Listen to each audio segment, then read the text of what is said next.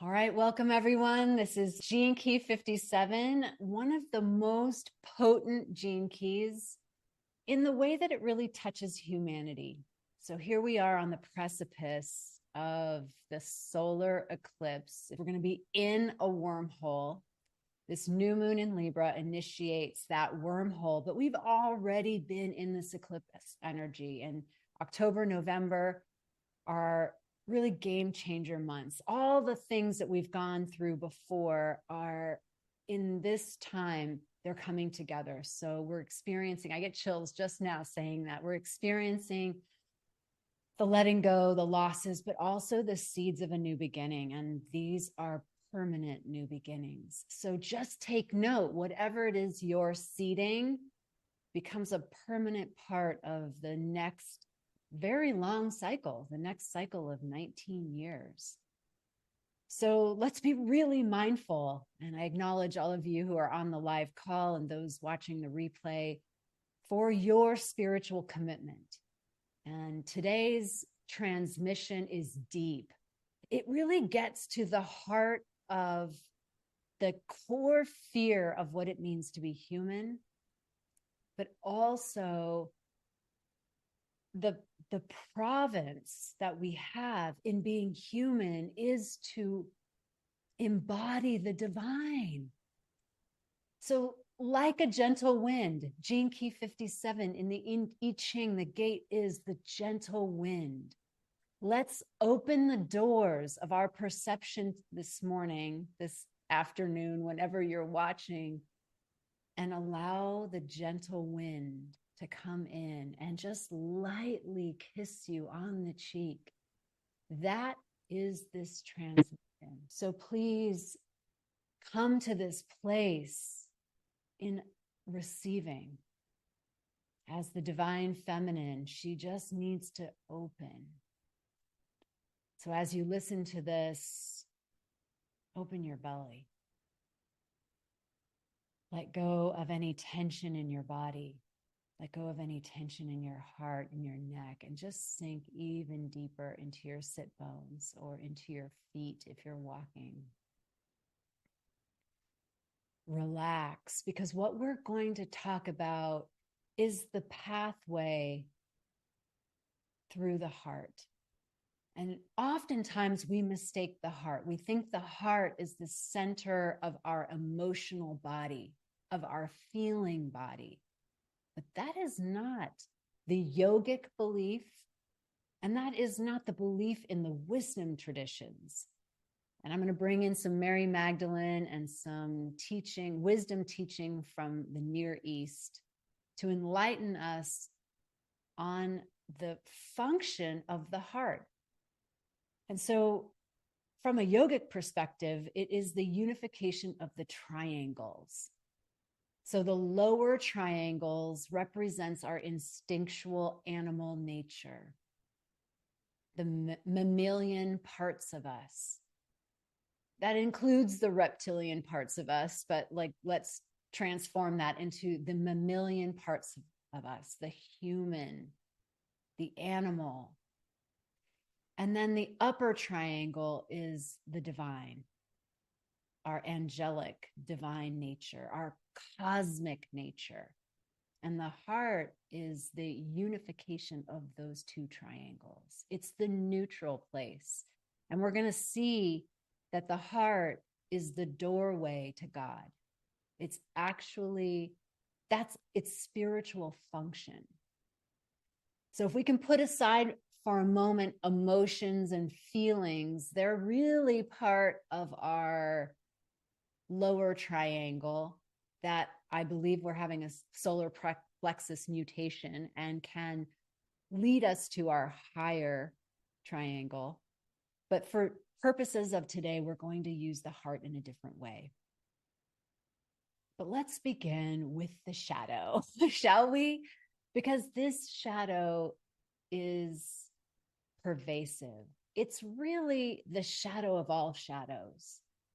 And that is the shadow of unease. That unease really speaks to an existential fear. that fear of annihilation that is inside the ego psyche of every human being. This is part of the cost of being human. We have this ego development that gives us the ability, like our brain, as we move out of the mammalian kingdom, we have the ability to self-reflect in capacities that we don't understand other animals having. And they may have it, we just don't at this time understand that. So we have the ability to self-reflect. And that ability to self-reflect often turns on ourselves. And that's this shadow of unease. And I love it that every time I have a gene key transmission, I always get initiated into it. And this morning I woke up and I normally feel this sense of unease when I wake. Everybody has it probably at different times and it comes in at different places. But I felt this sense of unease and I've been really curious about it. And I've been using the technology of the heart to meet it, not make it go away. So unease is, I think everyone knows what I'm talking about, right?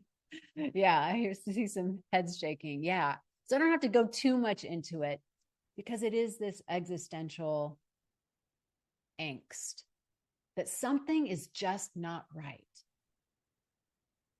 And if we take the bait of that ego and we try to figure out what's not right, we get into this place of solving for X. And I talked about this in my superabundance transmission, the course that I did for the Shift Network, that we start to solve for X. And what does it mean? That means we start to solve that problem. There, X, we don't know what it is, but there's this deep sense of unease, and the programming partner is agitation. So that unease gets us agitated. And that has us become a seeker. That has us go on the spiritual path. But we also get caught up and we forget that actually everything we need is already here. We seek that which cannot be found because it isn't lost. And so that unease invites us to something else. And I wanted to go through, before I get to that, I wanted to go through the Enneagram because I had a kind of a fun way of thinking about it. The eye of the heart is really part of Gurdjieff's work. And I've talked about Gurdjieff and I talked about the worlds, like we are at world 48. World 24 is that imaginal world of non-causality and miracles where we have access to the world of possibility. And I'm probably going to weave that in. So the same teacher who came up with that map also came up with this map of personality. And this map of personality is also called the Enneagram. And the Enneagram shows us our shadow, the place where we can't even see. It's like a fish in water. We just think life is that way. And so we're trying to solve for X within our matrix. And our matrix is how we think life is. So if I were trying to solve the unease and I were Enneagram 1, I might be trying to get things more perfect. Like more perfect's not even possible, but you know, in my mind, I would think I need to get things more perfect. Like if things were just in our order, if things were just more like my stuff was more beautiful, this was more this way. It's perfection that drives this, the unease drives this perfection that drives this doing in the world, this unsettledness. Some of you might relate to that. I actually relate to all of them because I believe that we have all of them, but we also have one way that the Enneagram, in like sometimes I say, with whatever one makes you the sickest when you read it, that's yours. You know, like, oh.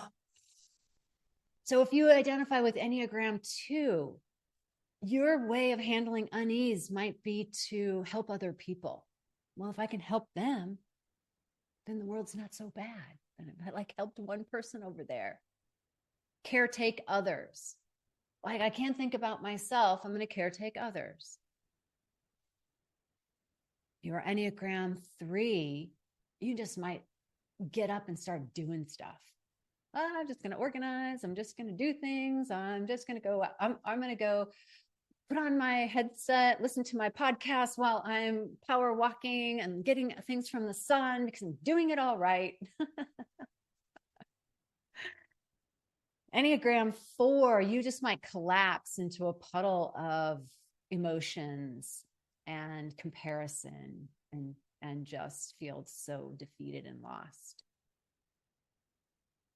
Enneagram 5, you might realize that you just don't know enough. There's just stuff out there you don't know, and you need to know more. And so you might put on that podcast or you might read, but you'll definitely isolate yourself so that you can start knowing more or continue knowing more. Enneagram 6, God bless you. You're just going to feel totally anxious. You're just going to feel it and not really know what to do with that level of anxiety. And it's generalized anxiety, and you're just, maybe it's going to show up and you're just doing this with your hands all the time, just something. Enneagram 7, you're probably going to plan a party and have all your friends over, or you know what, you wouldn't have even felt that unease for more than one split nanosecond because you had to get up and get ready because you have brunch scheduled. And then after brunch, you guys are going roller skating. And then after roller skating, you're going to the movies. And then after the movies, there's a big party that's happening down at the beach, and you definitely want to be a part of that. People like that. Myrna. Oh my goddess. One of my very, very close friends in town is like that. And I'm just constantly marveling. It's beautiful. If you're Enneagram 8, you might find yourself just really pissed off, really angry, just maybe even aggressive, like get out of my way. And then Enneagram 9, you might feel like, what unease? I don't feel an unease because I'm not even here. I'm just disassociating. So I'm not even in my body. And so there's no problem. And I'm making fun of a lot of it, but it is fun to make fun of ourselves and all the aspects. I mean, how many can relate to every single aspect in there? In some way, we have these ways that it means to be human and how we stuff that unease. All right, so let's go into some really rich territory. There's so much here that I want to share because I've been in this conversation with a guy. I don't know if I'd call him one of my teachers, but he's certainly smart as hell. And he teaches a lot about magic, and he knows all of these systems and structures, and his mind is like that channel. I have the storytelling channel. He has the opposite side of the channel, and it's just pure logic that is just crazy good. So I've been listening to a lot of his stuff, and he's influenced me in certain ways because Saturn is in Pisces. And I feel like that is a massive wake-up call to upgrade our spirituality, to basically get mature. So there were things that came into our field that we now have to refine. It could be kind of things like the law of attraction. And I'm not saying those are immature. It may be because the way we understand them or the way that we talk about them is immature. But after having worked with it, I mean, remember that movie, What the Bleep Do We Know, way back in the 90s? Yeah, like that initiated, like that was like quantum physics became like a household name. Waves and particles became a household name and all the things. But we were babies along this new spiritual path. We really weren't even technically not even in the Aquarian Age. And so we were still operating under some old assumptions, very hierarchical assumptions, but everything in consciousness is included and transcended. So we had to start where we started. And now we're refining. And so one of the things that I'm going to kind of go off track from Richard Rudd's wording, although there's some like his gnosis in intuition leads to clarity. The city of clarity is beautiful. There's just a different gnosis coming through. And so for me, intuition, I'm going to use it in a different way. And I love this because I'm sure last year's transmission was completely different than what's going to come through this year. But that's as it should be, because these are transmissions. They're based in real time and they're with you. So I am receiving the information from our collective consciousness as well. So to me, this sense of intuition, so where does unease move into intuition? To me, it moves in through the eye of the heart. And this is where we get to have a new definition of heart. So this comes from the Gospel of Mary Magdalene. So I'm like weaving in a lot of things.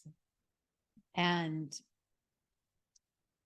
the work of Cynthia Bourgeault, which you've heard me mention before, she's been super instrumental in me having these maps and frameworks.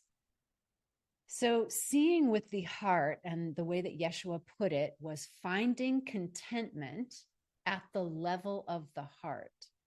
So I'll write that down, finding contentment at the level of the heart. Now, this is a deeper concept that I'm not going to go into, but I want to placeholder it because why not? It's for your contemplation. It's for mine. So finding contentment at the level of the heart in the presence of the image of your true nature. I mean, I am like mind blown on that statement. So just write that down so that when you go for a walk, you can just mull that over. Finding contentment at the level of the heart in the presence of the image of your true nature. So one of the things that the Gospel of Mary Magdalene illuminates, and what Cynthia Bourgeault says, is that Mary Magdalene was really the only apostle because she's the only one who got it. Nobody else got it. Everyone else went through fear, and then they kind of got it, and then they went through fear, and then they kind of got it, and then they went through fear, and they kind of got it. But she stayed in this place. She got the teaching. She became enlightened. And the enlightenment is this seeing with the heart in the presence of the image of her true nature. So if we go back to the imaginal world, and that was a transmission from, I believe, in June. The imaginal world, the world where, and this is something that I'm contemplating, the world where an image of my true self exists. And it's not static. It's not an objective, static thing. It's a conversation with the image of who I am here. So the level of the heart is this vertical axis that keeps me aligned here with that version of me there. Now, I love this work because I deal in archetypes, and Gene Key 11, where my sun hits, like you cannot make this stuff up. This is so amazing, is all about archetypes. So when I'm reading deeper into this, what we could say is that on the imaginal plane, each of us is an archetype, that we're here to live in this world, world 48. Contemplate that, because I want to have deeper conversations in the future about that, so we get to all kind of grow together in this understanding.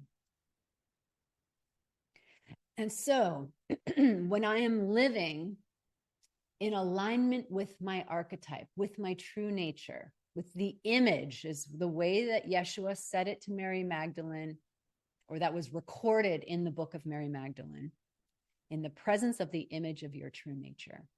So even if we have passion about something, but we go off of the image of our true nature, it just doesn't end up working.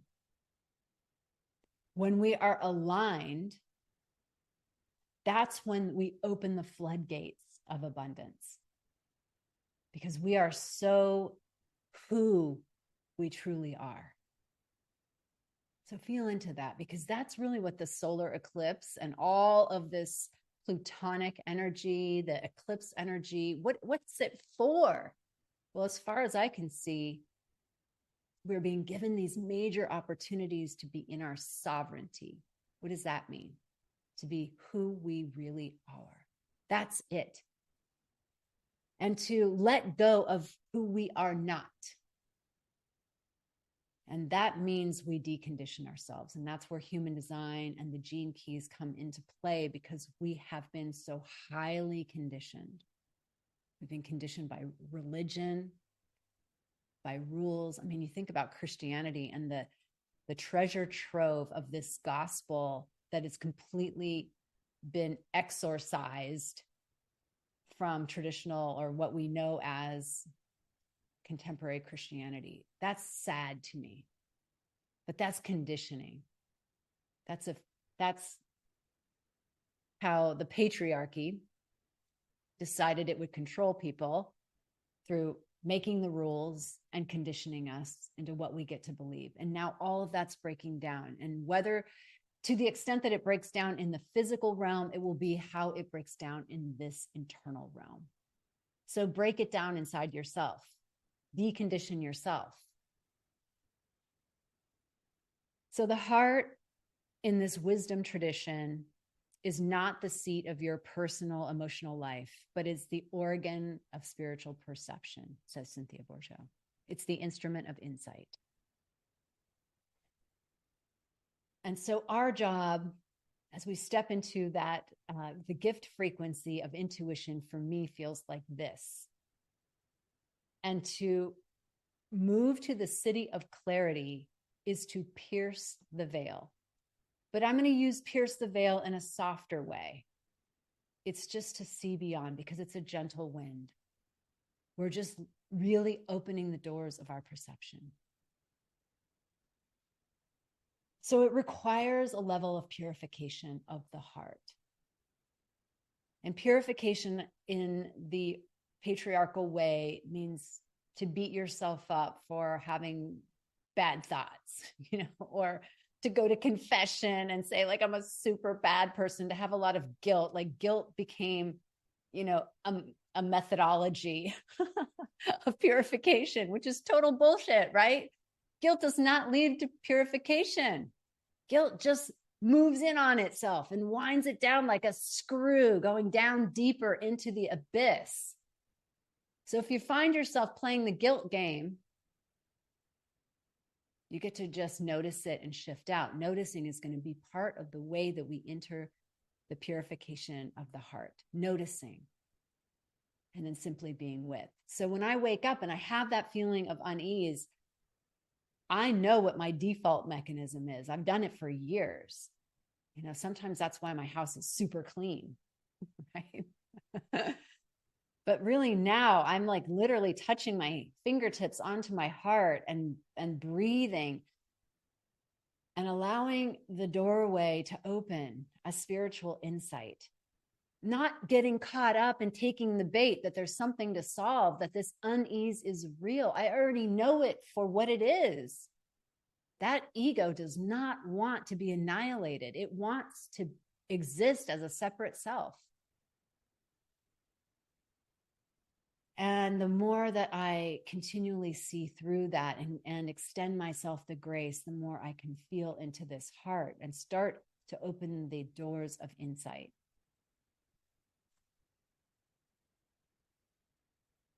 So one of the things that this kind of teacher, or I'm going to call him a teacher, his name's Michael Smith, and I love the clarity of his crystalline consciousness.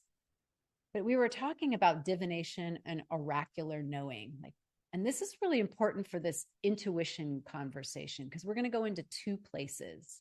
We're going to go into this knowing, because I think one of the things that Saturn in Pisces is bringing up for us is this idea of gnosis. How do we know for ourselves what's true? And Michael was talking yesterday and on his live stream about science, because he has a huge science background. And when we quote science, science have found this, he really believes that we're leaving our intelligence, we're leaving our gnosis, and we're quoting some third party out there. It's like people quoting the Bible, like there's this external authority. And at the same time that he says things like that, he also really wants to support us in developing our internal gnosis, because many people are believing lies. And when we are believing lies, we're subjecting ourselves to the matrix. And so we have to get discerning. And this is really what this Gene Key 57 is asking us to do. Intuition and seeing through the eye of the heart is for you, about you. We don't need to see intuition about someone else. We need to see it about ourselves. That's the place to start. So we're going to talk about, in just wrapping up, I'm going to talk about two things that we do with our intuition. We either don't listen to it because we really don't want to know what it says. Like, have you been there? Or we're not discerning at all, and we can't tell truth from untruth. And then we get into this, and Michael talks about this, we get into this resonance game. Well, that doesn't resonate with me. And he's like, it doesn't resonate with you because it's not comfortable. So we have to train ourselves to get out of being comfortable. And here's something he said yesterday that I felt like was really helpful. He said, the function of the mind is in duality, right? So that's why it can never know anything, because it's going to always have the equal and opposite right there. That's why Gene Key 57, it brings in unease. It brings us our attention to unease. But as much as it's this existential fear, it also has this capacity for enlightenment inside of it. You know, people with this gate are often psychic, highly intuitive, because inside of that polarity is the equal and opposite. So he says, mind locks you in a world. And so for each thing you encounter, your mind says, how do I fit this in my world? So if you were to see an alien come to you, you would say, how do I fit this in my world? And either you would fit it in this way. Oh yeah, totally. Aliens are totally real, and I've seen them before. Or you would go, what alien? You know, you would not see it. It's that old, there was that in the 1990s, and I'm not gonna tell you the answer to that, but in the 1990s, let me remember what the name of the experiment was, because I sent it to my mom. I don't think she did it. It's called the selective attention test. You can Google it. How many people and how many basketball throws from people in a white shirt? You remember that? Go back and look at that. It takes 2 seconds. So the selective attention is what's relevant here. So we have selective attention with respect to our intuition. But what he said was chaos can break this. Not so much chaos, like if we were to have our world 48 completely disrupted and we were able to see with like what's actually really here, it would be so much chaos we would shut down and die. You know, we would just the robot would turn off. But if there's not enough, then we just incorporate that new framework. So what's been happening since 2020 has been just a level of chaos and turning our lives upside down, so that it forces us that we cannot put selective attention on our old frames of reference. Does that make sense? Yeah, don't look at the zebra stripes. Exactly. So I'll skip back over to this, the heart being the seat of intuition, the seat of gnosis, the seat of knowing. And we're going to work with this in our sisterhood activation. How do we know what we know? So let's go back to the not listening, that we really don't want to know something. And that comes from a deep level of attachment. And those are usually emotional body attachments.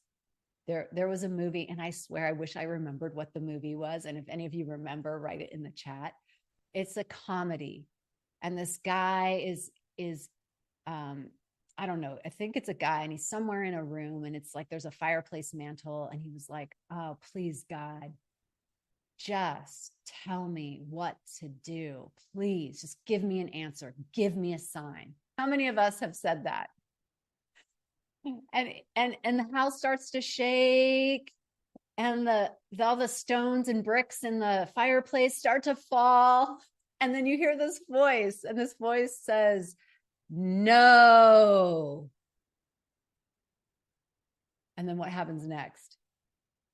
The guy goes, "Any sign, just any sign." And I swear this happens. It happens to all of us. And I was driving a couple of weeks ago with a friend who's been a friend for a super long time. She's quite a bit younger, but we have a really sweet friendship. And she was telling me about this love affair she was having.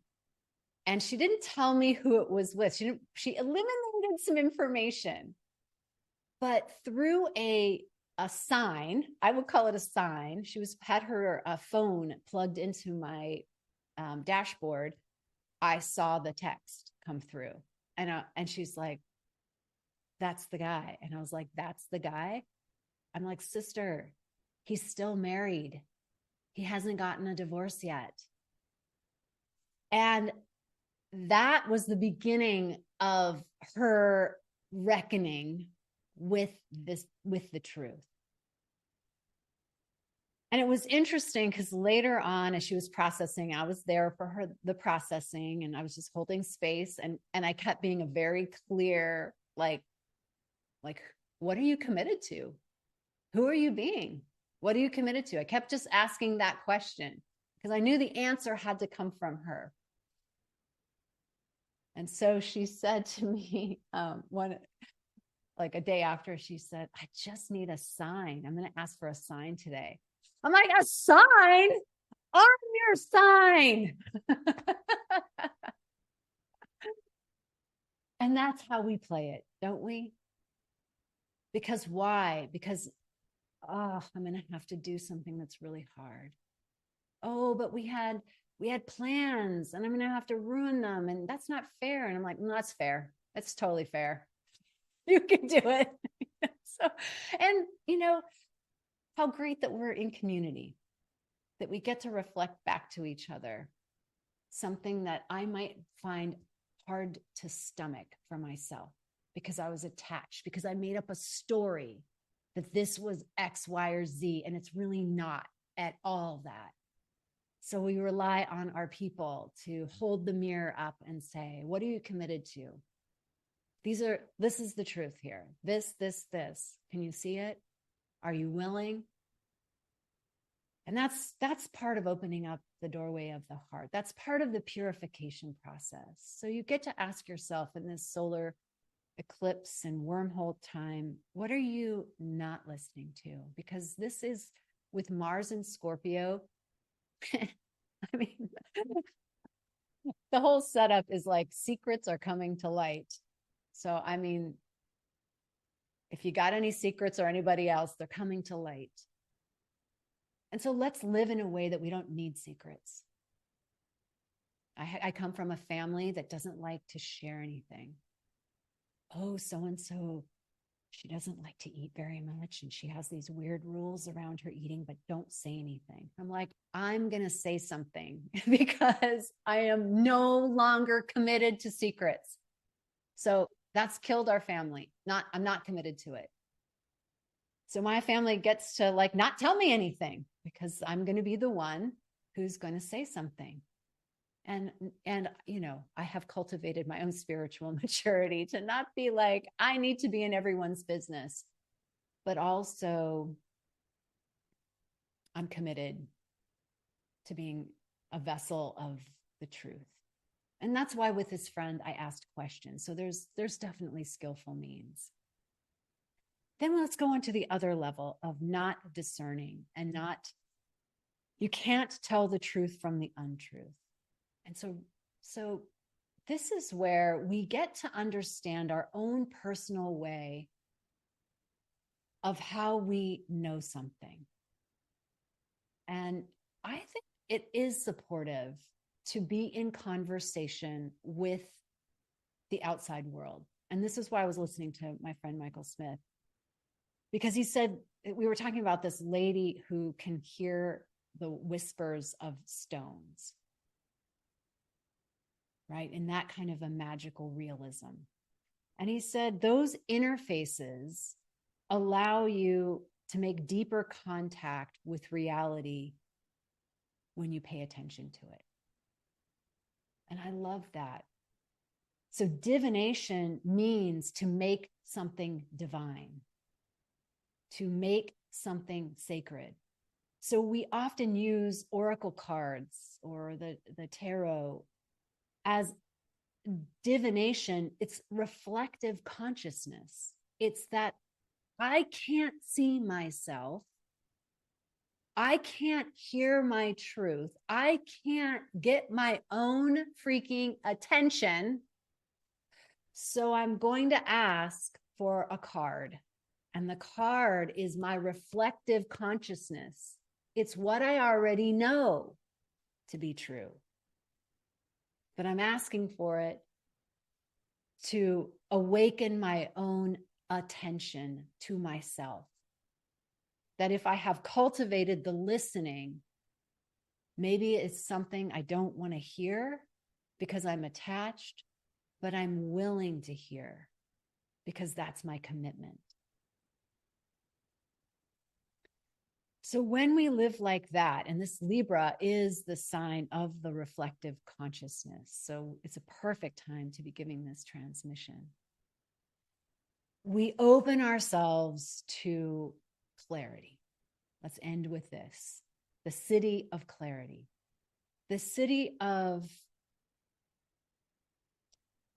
just opening that curtain to the window for that gentle breeze that really truly rocks your entire world. Because the reality that we know and love and are attached to because it makes life sane and certain is an illusion. And the more that we're willing to open to trust that purity of the heart, trust that truth, and do some hard things,